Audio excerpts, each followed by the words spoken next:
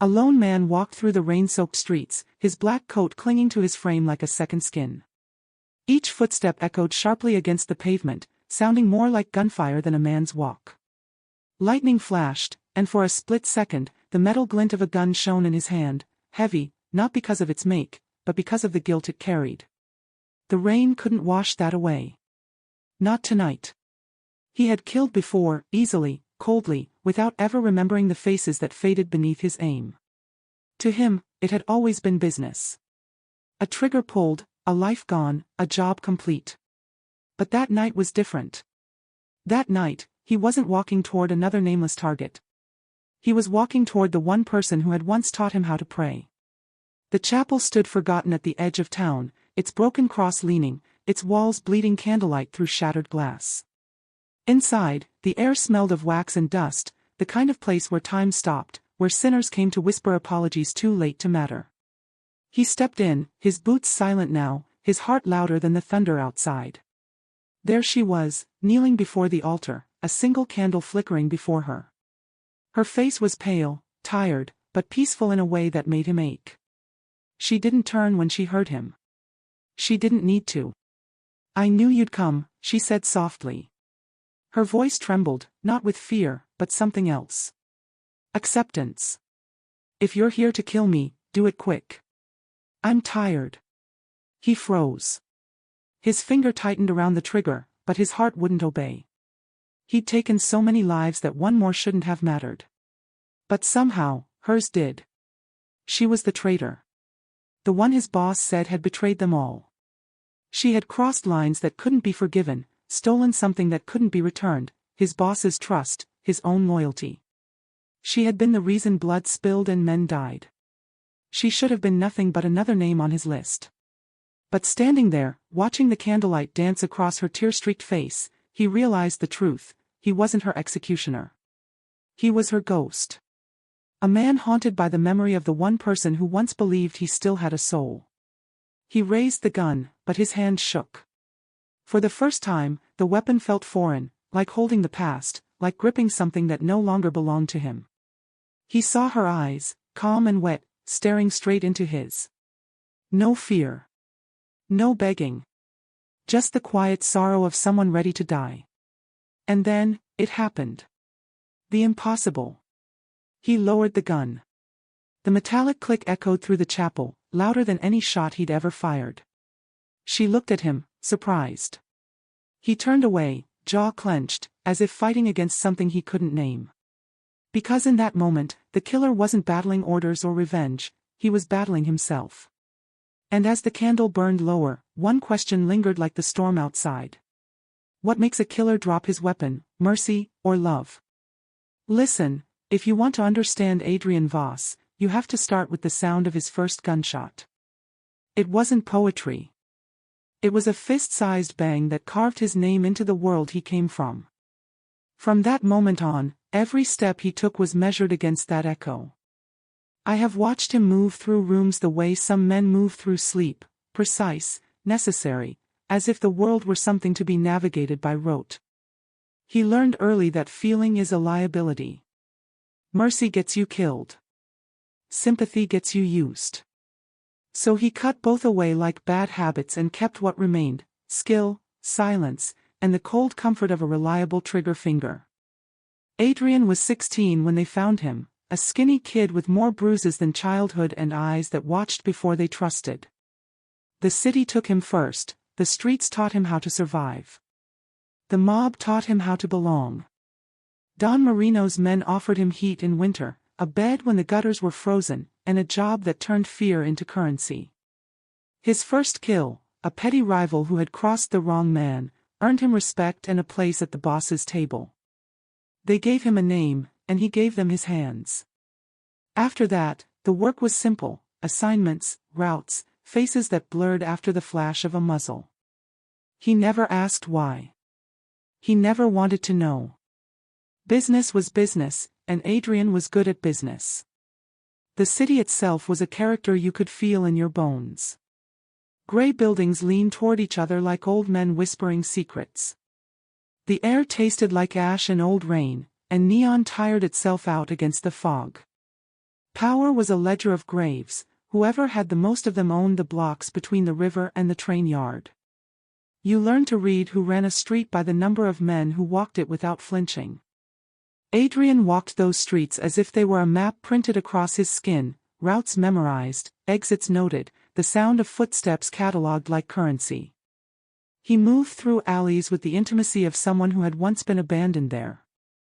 Don Marino called him untouchable, and the men who whispered his name did so like a prayer, with fear and a small, private respect. There were marks on Adrian that no one else saw. His hands had scars from fights no one had known to record. He smelled of cigarettes and oil, of old leather and colder things. He kept a locket he never opened. Sometimes at night, when the moon crawled weakly through the bombs of his past, he would stand on the roof of an empty warehouse and smoke until the stub burned to his finger. I have seen him, 1 cigarette, 2, watching the city he both protected and preyed upon.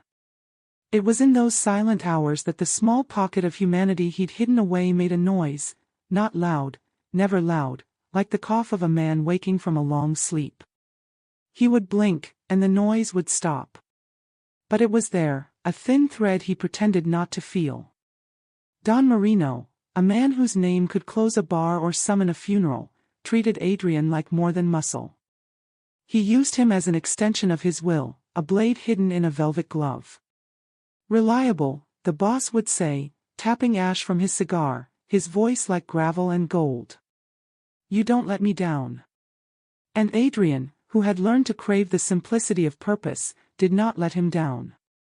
Assignments came and went, men who needed silencing, loyalties that needed reinforcing. He operated with an efficiency that left no fingerprints on the soul, or so he thought. Then one morning, the world shifted under him like ice cracking. Don Marino summoned him to the office behind the parlor where the whiskey was kept for important guests. The room smelled of old money, cigar smoke folded into leather, and the faint trace of cologne that tried too hard to be fine. A single photograph lay on the desk like a secret left to be discovered. The paper was old at the edges, the ink softened by time. A woman smiled from the glossy square, not a radiant smile, but one tender in its ordinary truth. Don Marino did not look at Adrian when he spoke. His voice was flat, the kind of voice that kills with boredom rather than passion. She betrayed us, he said. Those 3 words were a verdict. She took our money, gave our secrets to the police. End it. Her name, Clara D'Amato. It was the way he said it, no flourish, no history, that made the room cold. No one told Adrian that Clara had been more than a brief diversion in the Don's past.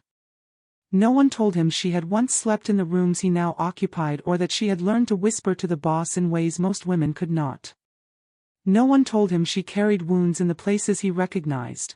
No one said she was broken in ways he understood. You see, the organization cleaned itself with sharp edges, history was inconvenient and so it was forgotten.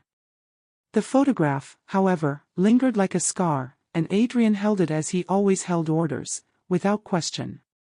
Adrian accepted the mission the way he accepted everything, with the hollow certainty of a man who had made decisions so many times they had become muscle memory. He took the photo, folded it into the pocket of his coat, and left the room with the same measured calm he always wore when he left things behind. Inside him, something shifted not yet into awareness, but like a stone dropped beneath a frozen lake. The ripples were slow, almost imperceptible. He had never failed, and the part of him that kept score of such things gave him a quiet pride.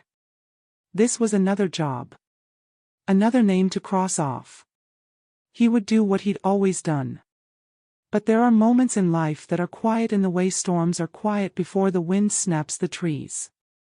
Accepting a contract is a decision carved in silence, its consequences arrive like tide. Adrian walked back out into the city, into its small betrayals and loud loyalties, and the photograph burned against his side, a secret heat that made him aware of his pulse. He did not know then that taking this mission meant stepping onto a path that would force him to remember things he had learned to forget. He did not know that the woman in the photograph would, in ways nothing else could, pry open the box he had locked around his heart. For now, he was Adrian Voss, reliable, precise, and ready. The city hummed, unaware of the collision about to occur between duty and something far messier, and far more human. I followed him the way you follow a shadow, not because I had to, but because the city taught me to watch what moved in the dark, and Adrian, he moved like a thing practiced in silence, a shape that somehow belonged to the night. For days he tracked Clara as if she were a ledger to be closed, a coffee shop at dawn, a laundromat that smelled of bleach and old soap, a room above a bakery where the window left flower ghosts on the sill. He knew how people hid here, under the hum of refrigerators, behind the gossip of street vendors, inside the half-lights of late-night bars, and he used every trick the streets had taught him. He learned her routes like a map, memorized the backs of her hands in passing, traced the rhythm of her breathing from a safe distance. He rehearsed the final movements of a job the way a pianist rehearses a single bar, until muscle remembered what heart refused. That was his method, distance first, certainty later, and it was a method that had never failed him. Until it did. When he finally found her, she wasn't running. She was kneeling before a cracked altar in a chapel that smelled of mildew and old prayers. The building had been emptied of congregation and purpose years ago, pigeons nested in the rafters and the paint had peeled like old stories. Candle stubs lined the altar, wax pooled and hardened into shapes you could swear were hands reaching for forgiveness. She was small in that shadowed room, shoulders folded inward like someone trying to make herself disappear, and she spoke into the silence as if the names she whispered might float up and take form in the dust. She was whispering names of people she'd lost, soft, low syllables that sounded like a list and like confession at once, and the men who had killed them. It was routine for Adrian to know about killers. It was not routine for him to hear a person counting the weight of their own grief. He stood at the doorway and watched her, and something in him that had been sleeping for years shifted tone. The gun trembled in his hand. Not from cold, not from fatigue, but from an unsteady life pressing against the edge of a habit. He had been taught to aim without thinking, to separate the hand from the man, to make professionalism the only language that mattered. He had never hesitated. He had never seen a life where a target was supposed to be. But there she was, mouthing grief like prayer, and suddenly the faces he killed, the blurred men who had been names on a list, the rival who had only moments before breathing, came into focus. They were not statistics. They were rooms left empty at dinner, shoes by the door, lovers who wore patience like a coat. For the first time, Adrian did not only know the mechanics of ending someone, he felt the echo it left in the world. He had been a machine that thought human things were a weakness. Now the machine registered the weight of what it had done. Clara looked up at him then, and I saw the light catch in her tears like a confession you can't unsay. "If you're here to kill me, do it quick," she said, and her voice was small and steady and absurdly brave. "I'm tired of waiting." That line, that ragged, honest line, slid into him like a blade he hadn't expected. It didn't cut him in the way orders cut, it cut him in the place where he had stored the small, secret parts of himself he tried not to notice. The room narrowed, and his breath caught like a gear grinding out of place. He raised the gun because that is what he had always done next, and in the motion of aiming, the tremor in his hand widened into something else, understanding. He saw not a mark on paper but a life in front of him. He saw the curve of her wrist, the way her knuckles whitened when she clutched the hem of her dress, the fine dust on her eyelashes. He saw the child she had once been, the woman she had been worn into by pain, the kindness that still lived like a stubborn weed. He saw that killing her would not restore anything, it would simply add another name to a ledger that never closed. He hesitated. The pause was not long by the clock, but in his world it was a canyon. Time widened. He had been taught his entire life to obey the simplest command, pull the trigger, finish the job, and now obedience felt suddenly bankrupt. He lowered the gun. The metal made a small, obscene sound, a whisper of surrender that echoed off the chapel walls. Clara blinked, disbelief and relief and something like gratitude passing across her face. For the first time in his life Adrian walked away from a job unfinished. He left the chapel with his coat heavy and his hands emptier than they had been in years, as if by refusing to complete the order he had unmade a part of himself that he'd thought lost. That night he did not sleep. He paced the small apartment above the warehouse where he kept his things, cigarette butts filling the ashtray like the bones of decisions. The city hummed below, horns and distant laughter, the steady machinery of people who had no idea a man like Adrian had trembled that day. He sat with the gun across his knees, looking at it the way some men look at photographs, a thing that had once been a tool and had become a test. The faces of the dead came to him anyway, not as accusations but as memories with weight. He thought of the first man he had killed at 16 and of the clean way the world had seemed after that. He thought of the ledger of names that made up his life's work. They haunted him like a chorus he couldn't silence. Yet through the chorus one voice kept rising, clear and simple, Clara's line about being tired of waiting. It replayed in his head until he began to question what had taught him to be so proud of never hesitating. Was his reluctance guilt, that hot, sour knot that grips a man when he recognizes the pain he has caused? Or was it something softer, a grace that had come to him like a stranger offering shelter? He could not tell. The two feelings were braided together inside him, indistinguishable at the root. He felt weaker for the confusion and stronger for the first time in years. There were practical fears, too. The Don would not accept failure, and defying an order put a bullseye on his back. Loyalty was currency in that world, and he had just wasted a good sum. The city was not kind to small acts of mercy. But staring at the ceiling until dawn, Adrian realized he had made a small, terrible choice that would not let him return to the man he'd been. He had opened a door, and beyond it was a life that demanded feeling and took no guarantees. The moral crossroads he had stepped onto did not offer clear paths, only the hard ground of consequence. He did not know if he had chosen right. He only knew that when he closed his eyes, Clara's face would not leave him, and that for the first time, the ledger felt heavier because he could now see, with a clarity his old life had denied him, the people whose absence his hands had written into the world. I've watched men make excuses for themselves long enough to know how the truth looks when it finally arrives, ugly, stubborn, and impossible to fold into the neat shapes power prefers. Adrian thought he'd been given a clean job, a photograph, a name, the click of a life to be finished, and he accepted it the way men accept breath, without thinking. But truth, like water, finds the smallest crack. It leaked. It crawled. And when it hit him, it did not arrive as a blow but as a slow unspooling that left him dizzy. He found the first hint in the things only someone who has spent his life moving through shadows notices: a ledger slipped into a dead courier's pocket, cash marked with the Don's private stamp, a phone burner that connected not to the police, as the story on the streets had said, but to one of Marino's accountants. At first each clue felt like a trick of fatigue. You want patterns when you've walked a life of patterns. Your mind arranges coincidence into meaning because habit is easier than chaos. But the threads tightened.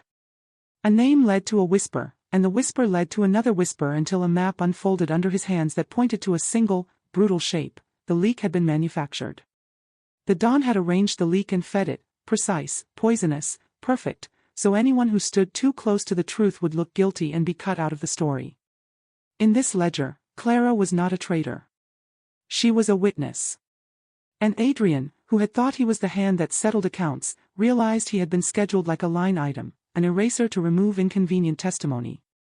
When he understood what Marina had done, the breath left him like a fist had closed around his throat. Rage is a blunt instrument, disillusionment is a slow one. He had been taught that loyalty was the world's most valuable currency. He had been taught that the boss's word was scripture and that questioning the scripture was a sin worse than theft. Now the scripture cracked.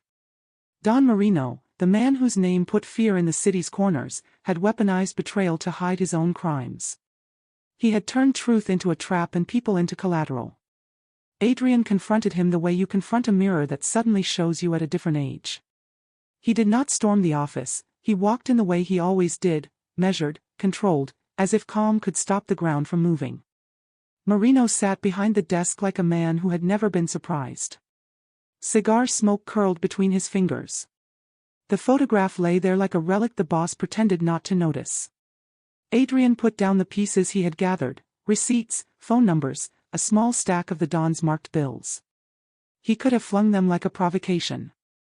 Instead, he placed them on the desk like a verdict.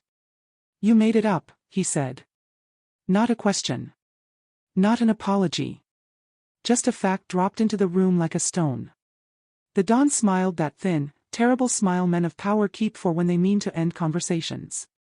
You had one job, Marino said, voice steady as a metronome. You don't get to decide which jobs matter. You get paid to do what I tell you. Now you're a liability. Those words carried the weight of the world Adrian had chosen. Liability. The word was a sentence in the room.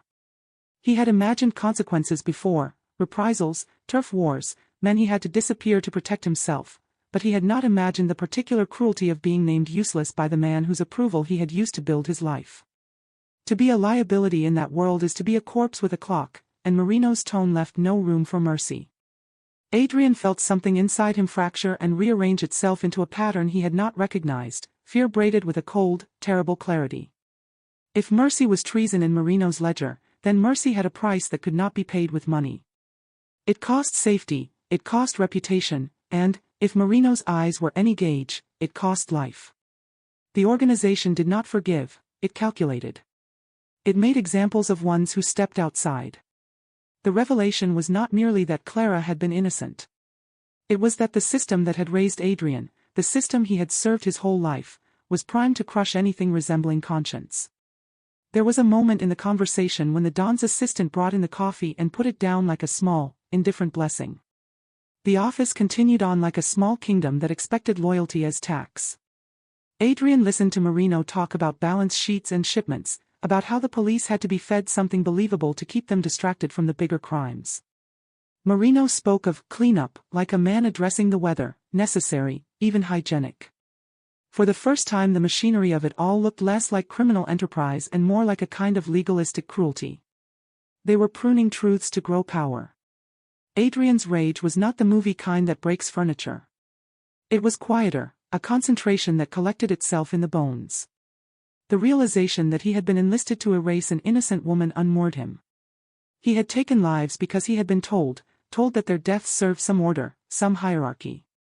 If that order could be so easily bent into a lie, then what moral scaffolding had ever supported him? He had justified every pull of the trigger with duty, he now understood, could be bought and sold by the man with the most leverage. The emotional fallout was immediate. Men he had called allies watched him like a minor storm, as if sympathy were an infection they would not catch. Rumors are quick to kill a reputation, Marino's men knew how to set a new one. He failed, they would whisper. He was soft. An assassin labeled soft is a man with no future. Adrian felt the wall closing in, not with the clumsy thud of bullets but with the surgical precision of bureaucracy. He had a choice, if choice still lived in that world, obey, and become a cog in a machinery of lies, or defy, and accept being marked. That night, he returned to the chapel the way men return to confessions. Clara was there. She did not look surprised to see him. "They told you I betrayed them," she said without preamble. Her voice was not a plea but a ledger of endurance. "They told everyone. You came because you had to. I was meant to." He did not finish the sentence that would have said he had been meant to kill her. Instead he told her the truth in pieces. Marino had staged the leak, she was a witness, he had been set to remove her. She listened as if learning facts does not always change the weight of them. Her hands were steady when she folded in her lap. She did not flinch from him, she seemed almost to expect his confession. The question the story leaves you with is not a neat one.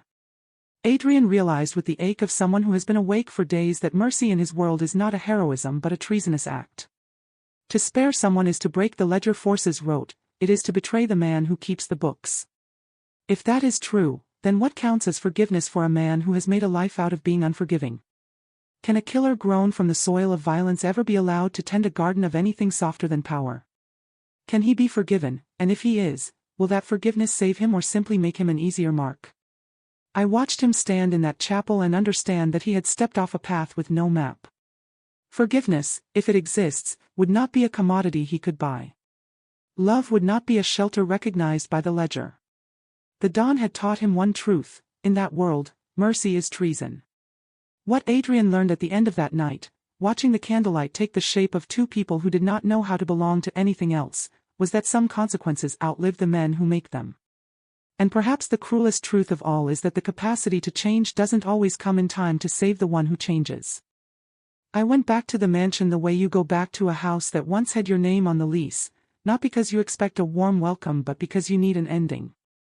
The Don's place sat like a wound on the hill, all stone and iron and the kind of gardens kept to show power rather than beauty. Lanterns blinked like watchful eyes along the drive. Men in dark coats moved like punctuation marks on the gravel, precise and waiting.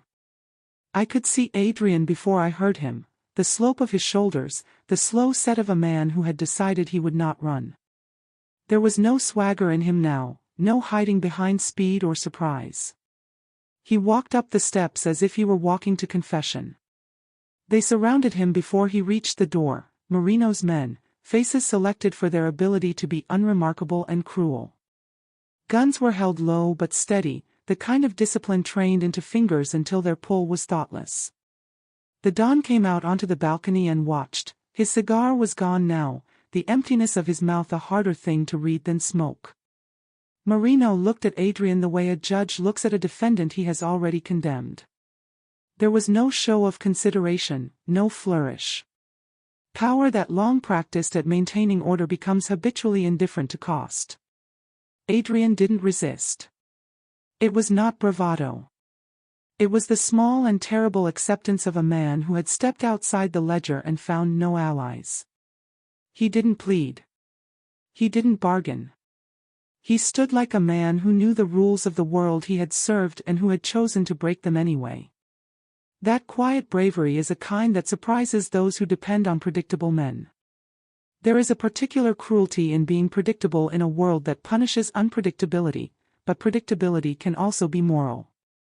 He raised his head and met Marino's gaze. For a moment the night seemed to lean forward with the hush of people waiting for a verdict. "You had one job," Marino said, his voice drifting down like cold air. "You had to keep things clean." Adrian's reply was a single, simple thing. He did not shout, he did not try to shame or amaze. He said, "She's innocent. Let her live." Those words were nothing like the orders he had carried for years. They were soft and blunt at once, like a candle placed on a ledger. When you have lived by a code that makes killing an act of work, saying mercy out loud is a violence of its own. The men around him shifted in that instant, the way people shift when a new possibility has suddenly appeared and they must accommodate it. Marino's face tightened, but he did not shout the kill. He did not need to. The machinery of his power was already in motion. Men who knew how to make a problem disappear without blood at first would use a quieter method: discredit, exile, a knife in the dark. But Marino's system had muscle and habit. When it triggered, it did so with raw physicality. They beat him in the courtyard. It was not a cinematic fight, full of choreography and speech. It was the blunt, practiced business of men who had done this before. Fists landed where they were meant to, boots cracked ribs in places that would not bruise any man's conscience who kept profit in mind. He did not resist. He took the blows as if they could knock sense into the bones of the men hitting him, as if pain might teach the same lesson words could not.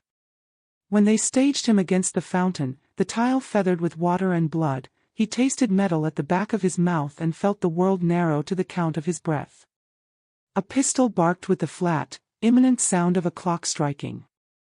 It was not meant to be noisy. The men were technicians, not poets. The bullet found him not beautifully but efficiently, in the shoulder, then the thigh, and finally in the small of his back, where the spine meets the dark. Each wound was a punctuation, a small law reasserting that disobedience had a price.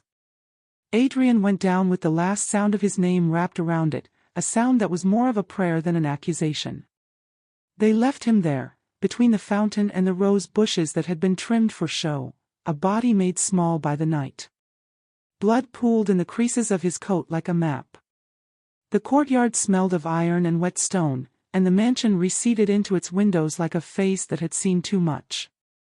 I stayed with him because that is what narrators do. We hold the story so others may read it. I watched his chest rise and fall in slow, stubborn waves. His hand found the photograph in his pocket by instinct before it found anything else. He pressed it to his lips like a guilty benediction, as if the paper could remember a face for him when memory sorely tried. There was something savage and beautiful in the way peace found him even there. It was not the peace of victory. It was not the kind found at the end of easy movies where a hero walks into sunset. It was small and fierce, the quiet of a man whose inner ledger had finally balanced because he chose one mercy that could not be repaid.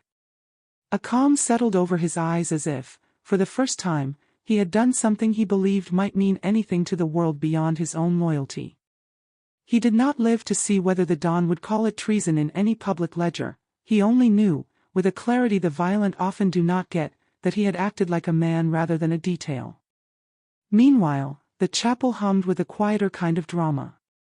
Clara sat on the same wooden pew she had knelt at days before, her hands folded, not in resignation now but in a deliberate slowing of breath. The candle she held between two palms was new, the flame was careful as a memory. She lit it with a match that caught like a spark catching in dry grass. The wax hiccuped and pooled, the wick inhaled and made it small, honest light. She felt it the way some people feel the change of weather under their skin, a shiver, a small rearrangement of the heart's furniture. It was a distant, private knowing, like the soft rumor of rain before the first drop. The knowledge that someone had stood at the fence of a terrible decision and turned the other way can travel like a wind. She felt his hand, in a sense, though he was a man felled by the world's laws. There was grief in the knowing, there was also a strange, wild gratitude. She whispered a prayer, not for herself, not for the safety she had won by the cost of another man's life, but for him. The words were simple, because simple words are enough when the heart is honest. "May you find peace," she breathed into the candlelight, and the light trembled as if in answer. The chapel doors were closed, the world outside seemed to agree with the hush. Her prayer did not change what had been decided, it simply honored it, which is sometimes the most any of us can do.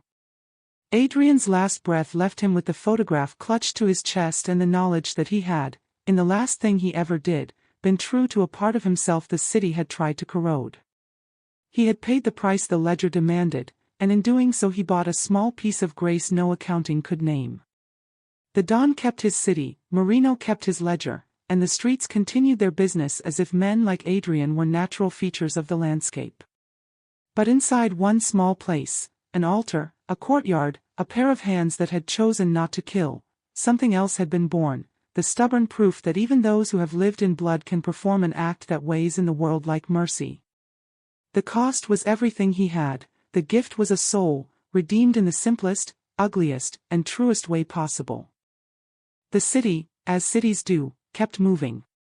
Engines hummed, buses coughed up passengers, and morning smelled of diesel and old coffee. Men who had once whispered Adrian Voss's name as if it were a warning now learned new names to spit into the gutters. Time is a patient cleaner, it polishes shame into rumor and sharpens power into legend. The Don's mansion remained on the hill for a while, a place people pointed at with a kind of private disgust. But empires that are built on fear and ledgers rarely hold forever. They rot from the inside. Months became years, and Marino's men found their loyalties thinner than the ledger suggested, promises stretched until they snapped. In the silence after a dozen small betrayals, the Don fell. He was unmade by the very machinery he had used to make himself untouchable, men who wanted more, and men who were tired of the cost. Power loves new hands. When the news came, the kind that travels in closed networks and then in careless drinks at late-night bars, the city shifted, briefly, like a fever breaking. There were arrests and trials and the sort of headlines that make people feel cleaner for a minute. Don Marino went down with the same dignity he'd used to mask cruelty. He was led away in cuffs, not the way men like him expected to be taken, but with attention paid to legalities and camera lenses.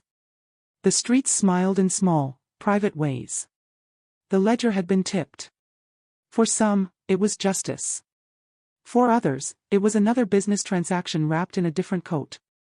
But in the small places that matter less to politics and more to memory, things change slower. Clara kept her candle. She came to the chapel like a person returns to a place that once held them because habit is a kind of fidelity. The pew she'd sat in became a familiar hollow where her knees fitted like the shape of a prayer. Every night, she opened the door and lit a flame. Sometimes she spoke, sometimes she only watched the smoke rise and listened to the way wax cooled and hardened into the future. The people who found the chapel by accident or intention began to notice the single candle that never fully died. They told stories about why a woman would sit in a shabby chapel and keep vigil. The rumor became that of a woman who had been spared, who had been forgiven by a hand that should have taken her. Some said it was chance. Others said it was grace. The world, though, kept its complicated accounts. People were reluctant to call Adrian a saint. The ledger of his life, men he had killed, contracts he had completed, the choices that had been carved into muscle memory, did not disappear because one man refused to pull a trigger. People kept records. Those who had lost loved ones to the work of men like him could not be soothed by a single candle. Grief resists tidy endings. Yet there is a human thing, small and stubborn, that delights in contradiction, the knowledge that the man who had devoted himself to the erasure of others had, in the end, created something rather than destroyed it. Mercy, in his case, was a strange inheritance. Clara's nights were quiet but not empty. She planted small things in the chapel garden, a sprig of rosemary here, a pot of pansies there, like someone stitching color into a world that had been black and white for too long. The candle burned beside these little proofs of life. Sometimes she would speak the name of the man who had saved her, not as a sainted title but as a raw truth. Adrian, she'd say into the candlelight, and the flame would wobble as if it knew what she meant. Alone, she would trace the edges of the photograph he had kept, its glossy face worn by fingers that had loved and hated with equal force. She never forgot the violence that had put him there. She kept both the memory of his betrayal and the memory of his mercy together because human hearts can hold things that do not fit neatly into categories. The dawn's fall did not return the dead to their families. It did not make amends for the small cruelties that had been spread like fertilizer over neighborhoods. But it changed the map in ways that mattered to the living. Men who had once feared a name enough to sleep with one eye open began to test the waters. Opportunities shifted. Old violence found new outlets, new men tried to be harder and, inevitably, were softer under scrutiny. The cycle continued, because cycles are not so easily broken. Yet in the cracks, some things took root. Clara's candle was one of them. People asked what Adrian had been: murderer, hero, sinner, saint. Those questions are heavy because they want simple answers, and human stories rarely offer any. If you ask me, the truth sits somewhere in the messy middle where lives actually are. He was all the things he'd ever been, a product of hunger and of choices, a man who had been forged in violence and had worshipped at the altar of obedience. He had also, in the end, become someone who saw the shape of a human life and refused to flatten it into a mark on a ledger. That refusal cost him everything the world measured as success. It gave him, in the only currency that mattered to the quiet places, a kind of peace. There are, of course, lingering questions that the story does not answer because stories of this kind are built that way. They leave rooms open for the people who want to live in them. Was Adrian a murderer seeking redemption, or an angel who fell too late? Maybe he was neither, or maybe he was both at once. Can one act of mercy wash away a lifetime of blood? No accounting book will list that as a credit. Some wounds are ledger entries that will never balance. But mercy has its own mathematics, and sometimes, in the hush of a chapel, one small flame can be worth more than any number of pages. In the end, what remains are images, small, stubborn things that refuse to be tidy. A candle that lives through nights of wind and rain. A photograph with edges softened by fingers that were not gentle and yet, in the last hours, were human. A gun, rusting now, tucked away in the corner of an empty pew where someone had once knelt. People walk by the chapel and notice the light in the window and the quiet garden and they feel something not easily named: sorrow, maybe, and gratitude, maybe, and the strange comfort of a place that remembers. The final image stays with me, the flame, steady and small, throwing long shadows across old wood. It does not blaze. It does not proclaim. It simply burns, as if proof were the only thing that mattered. Beside it, the gun leans like an apology no one can speak aloud. Outside, the city breathes, messy and loud and moving on. Inside the chapel there is silence, heavy, forgiving, and insistently alive. The candle keeps its vigil, and the question the world could not answer sits in the smoke: who are we to judge the last acts of those who lived their first ones in darkness? The candle burns on, and the city turns another page. If this story made you question what redemption really means, share your thoughts below. Do you believe one act of mercy can truly save a soul drowning in its own sins? And if stories where love and morality collide speak to you, subscribe to CineVerse. Because sometimes, the hardest bullet to fire is the one that would have killed your heart.